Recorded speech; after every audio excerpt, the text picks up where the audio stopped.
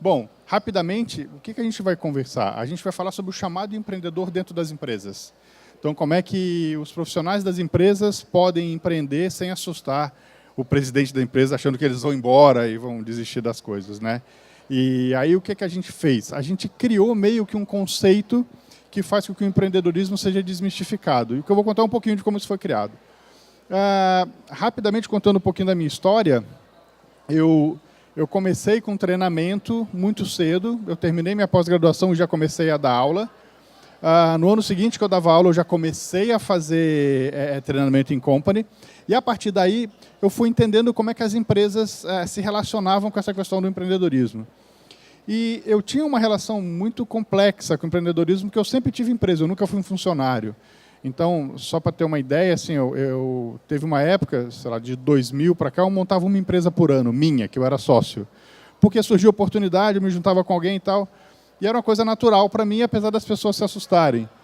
Só que aí eu percebi que eu tinha uma compulsão, daquela coisa de doente mesmo. Aí eu entrei tipo para um Alcoólicos Anônimos do compulsivos, do empreendedorismo, e eu comecei a contar os dias de não abrir empresa minha. Então, essa contagem é verdadeira. Hoje faz 2.832 dias que eu não monto uma empresa para mim. Porque eu descobri que eu podia montar empresa para os outros. Eu podia ajudar as pessoas a montarem os seus negócios. Eu salvava meu casamento, porque minha esposa não ia ficar estressada, eu montando empresa. E, ao mesmo tempo, eu poderia ajudar as pessoas com a minha experiência. Entender onde eu errei e impedir que elas errassem nesses caminhos. E aí é só um exemplo de algumas empresas em que eu montei, fui sócio e desenvolvi negócios diretamente. Né? Mas, ao longo desses, sei lá, 30 e poucos anos que eu trabalho com isso, eu montei mais de 50 empresas fácil. Né?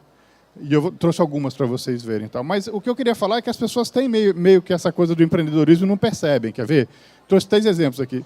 Você gosta de praia? Gosta de praia? Então, às vezes você está na praia lá, você está tomando uma água de coco, esse aqui é uma outra água de coco e o cara que te atende ali na praia não está lá. A gente fica meio, poxa, o cara não está vendo que ele podia vender outro coco se ele tivesse atento, né? E o cara que está tomando cerveja fica mais nervoso do que a pessoa que está tomando água de coco, né? Pô, esse cara não vai voltar, não vai me servir. E a gente pensa, pô, será que ele não percebeu que ele só vai ganhar dinheiro no verão, que ele tem que ser mais atento? Na mesma coisa, quando a gente está numa loja, a gente pensa, poxa, esse atendimento não está legal, ou o display da loja, o layout da loja não está bom, poxa, sei lá, se a meia estivesse próxima do tênis, ou se o sutiã estivesse perto da calcinha, se a regata estivesse perto da bermuda, a pessoa poderia fazer uma venda cruzada ali, porque a pessoa está mais próxima do desejo de consumo. Então, a gente fica questionando isso. E a mesma coisa na rua, você tem aquela sacada assim, poxa, eu podia montar um negócio assim que ninguém fez. Aí dá um mês ou um ano, a pessoa faz e a gente não faz. Então, essas são provas que a gente tem essa chamada empreendedora, mas às vezes não presta atenção nela. E às vezes a empresa pede que a gente tenha um comportamento empreendedor e a gente não tem. Então, eu entendi que o erro faz parte do acerto. Então, a gente lá convencionou que o símbolo do empreendedorismo é o Band-Aid, como a lâmpada é o símbolo da inovação. E a partir daí a gente foi tentando compartilhar as cicatrizes. Tudo que a gente errou, a gente contava para os outros não errarem igual.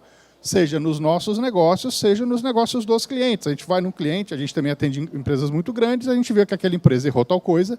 Eu não preciso contar quem errou, mas se eu tiver no outro cliente, eu falo, cara, não faz isso que não dá certo. E aí a gente compartilha a cicatriz, compartilha o erro e faz a coisa andar mais rápida.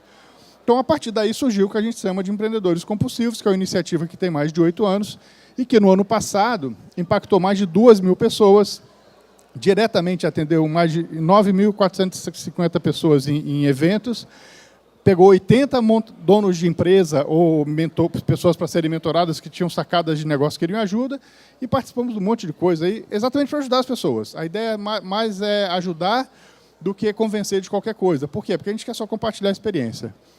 Então, dali para frente, a gente foi chamando pessoas que pensavam do mesmo jeito e falar, como é que a gente pode ajudar mais? E aí a gente meio que começou a compartilhar as crenças. A primeira coisa é, o mundo é colaborativo. Se a gente não colabora, as coisas não andam. A segunda coisa é, a colaboração ela é mal interpretada, porque a colaboração ela é composta de 3 coisas. A primeira parte, o prefixo, fala que tem que ser junto. A segunda parte fala da competência técnica que você tem e eu não tenho, por isso que eu te chamei para me ajudar. E a última fala da atitude que eu quero que você tenha. Então, colaboração quer dizer que você vai trazer o conhecimento que eu não tenho, vai dar o máximo de você e a gente vai fazer um negócio juntos.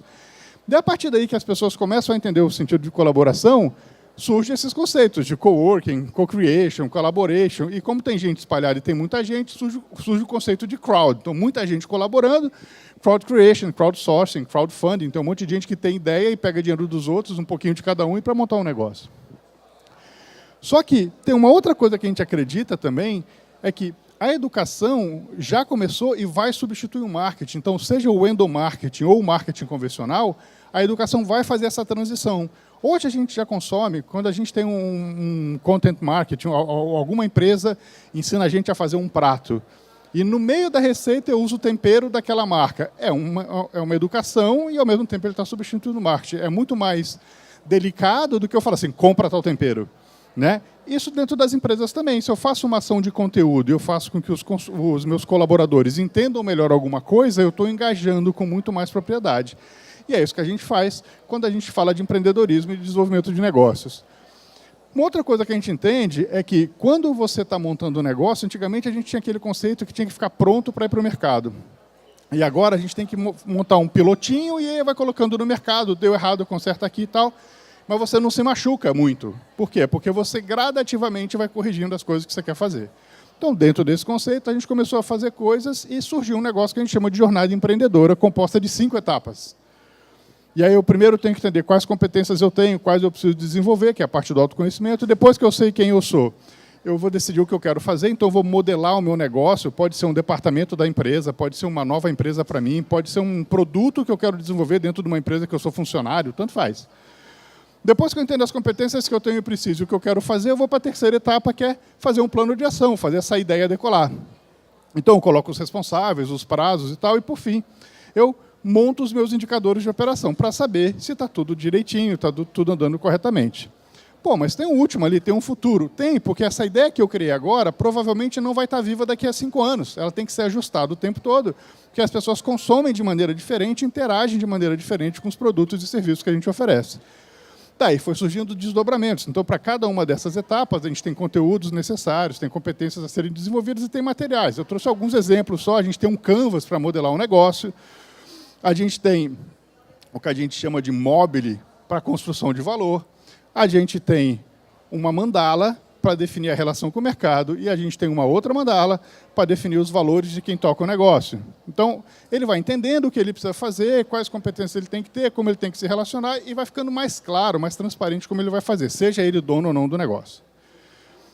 E aí surgiu um negócio que a gente tinha que botar no papel. Então, nós decidimos criar um manifesto. Então, esse manifesto fala o seguinte, tudo que recebe o carimbo ou o band-aid dos compulsivos tem que ter colaboração, tem que ter intensidade, ou seja, a pessoa não pode passar por um encontro com a gente e sair como se não tivesse nada acontecido.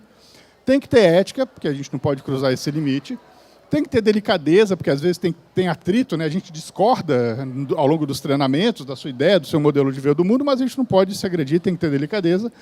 Tem que ter generosidade, porque cada um de nós tem uma história, estudou no lugar, foi criado pela família de um jeito, morou numa cidade. Se você traz essa riqueza da sua história, você contribui mais. Então tem que ter essa generosidade. Tem que ter diversão, porque toda vez que a gente faz mais leve, a coisa funciona bem. Tem que ter assertividade, porque você não pode passar por isso sem se posicionar.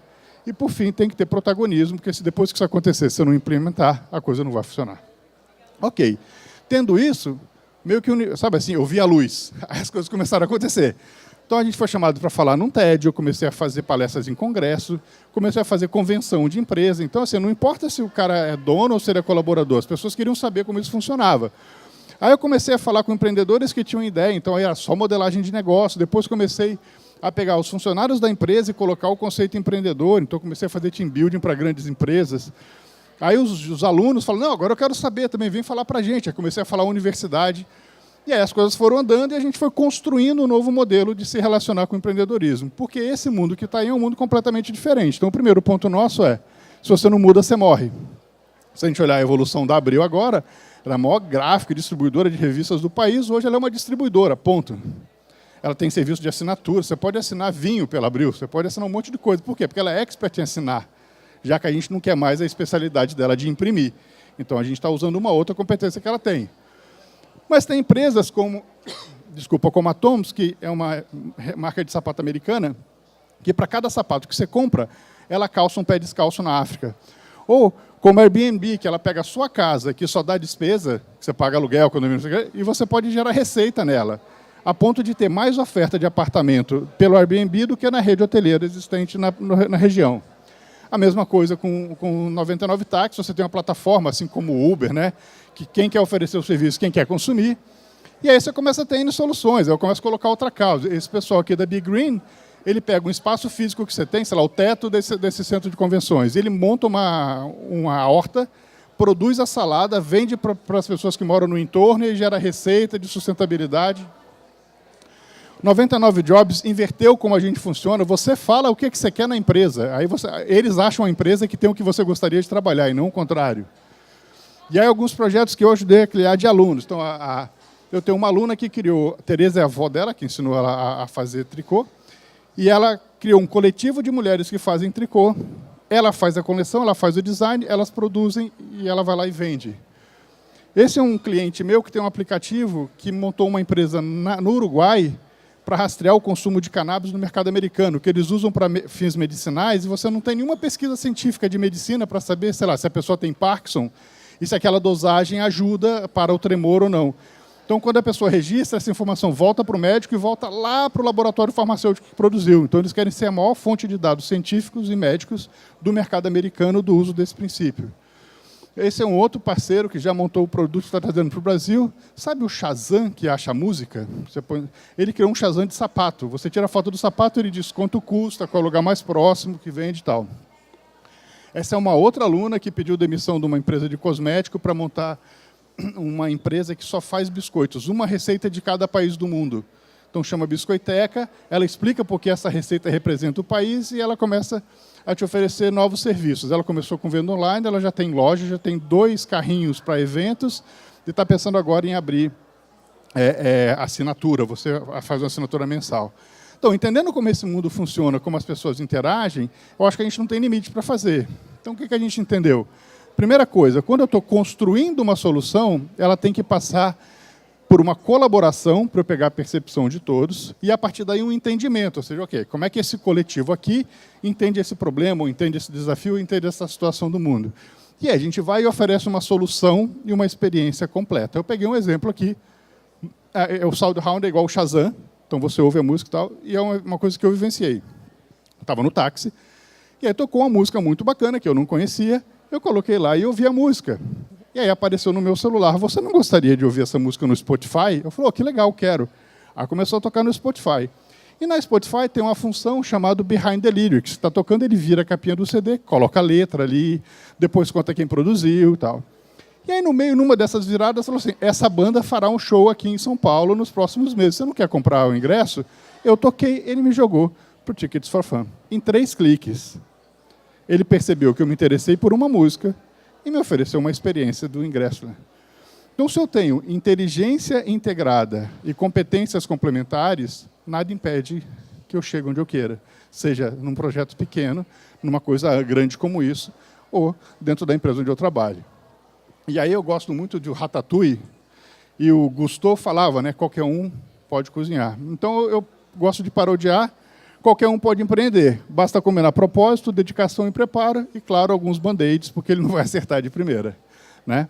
É isso que eu queria compartilhar com vocês, mostrar um pouquinho das nossas cicatrizes e mostrar que todo mundo pode empreender. Obrigado.